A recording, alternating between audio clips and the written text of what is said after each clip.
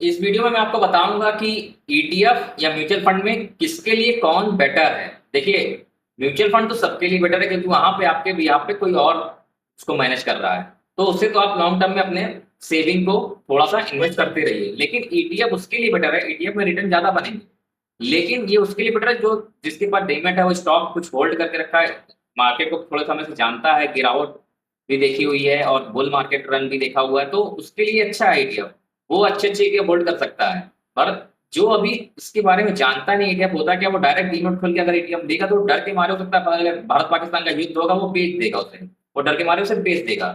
तो कहने का मतलब ये है, ईटीएफ उसी के लिए जो थोड़ा सा पेशेंसफुल व्यक्ति है, थोड़ा सा मतलब मार्केट को जानता हो, थोड़ा सा एक्सपीरियंस हो कि उसने बाय सेल स्टॉक मार्केट में किया हुआ है डीमेट के थ्रू, तो वो धीरे धीरे धीरे इन्वेस्टिंग चालू कर सकता है ईटीएफ में।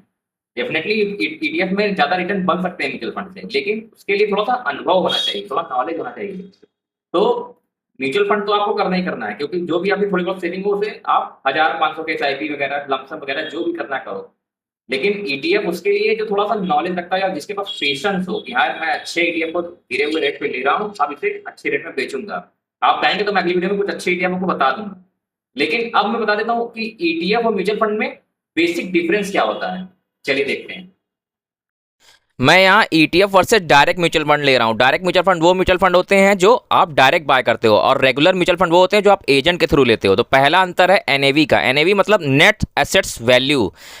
नेट एसेट वैल्यू आपको ईटीएफ में रियल टाइम के मिलेगी, मतलब जब मार्केट मंडे टू फ्राइडे चलता है तो जो भी रियल टाइम वैल्यू होगी, गिरावट पे, एवरेज या हाई पे, वो आपके हाथ में कि आप गिरते पे लेना चाहते हो कि हाई पे लेना चाहते हो। लेकिन म्यूचुअल फंड में आपको क्लोजिंग की एनएवी मिलेगी, जो 3:30 के बाद मार्केट एडजस्टेड क्लोजिंग देता है वो मिलती है, वो यूजुअली हाई होती है। तो ये आपको ध्यान रखना है। सेकेंड है ट्रेडिंग। ईटीएफ में ट्रेडिंग पॉसिबल है, म्यूचुअल फंड में ट्रेडिंग पॉसिबल नहीं है। थर्ड है हाउ टू इन्वेस्ट। ईटीएफ में आप स्टॉक मार्केट और एएमसी दोनों के थ्रू कर सकते हो, म्यूचुअल फंड में सिर्फ एएमसी के थ्रू कर सकते हो। एएमसी का फुल फॉर्म होता है assets management company.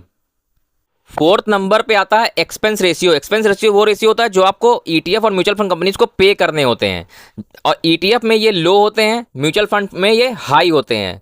Fifth number पे आता है चार्जेस अपॉन एग्जिट, मतलब जब आप अपना पैसा निकालते हो तो ईटीएफ और म्यूचुअल फंड में कितने चार्जेस लगते हैं। ईटीएफ में कोई चार्जेस नहीं लगते, नील होता है, लेकिन म्यूचुअल फंड में ये एग्जिट लोड होता है, यूजुअली 1% होता है। तो ये आप मान के चलो किसी किसी में ज़्यादा भी होता है, तो ये आपको ध्यान रखना होगा। एंड लास्ट है वेयर टू रिडीम। रिडीम मतलब पैसे आप कहाँ से निकालोगे। ईटीएफ में आप अगर स्टॉक मार्केट में डायरेक्ट किया तो आप डायरेक्ट निकाल सकते हो आराम से, और अगर एएमसी के थ्रू तो एएमसी से करोगे। म्यूचुअल फंड में सिर्फ आप एएमसी के थ्रू ही निकाल सकते हो। ऐसे ही फाइनेंशियली ग्रो करना चाहते हो तो चैनल को सब्सक्राइब कर लो, वीडियो अच्छी लगी तो लाइक और शेयर कर सकते हो। Thank you.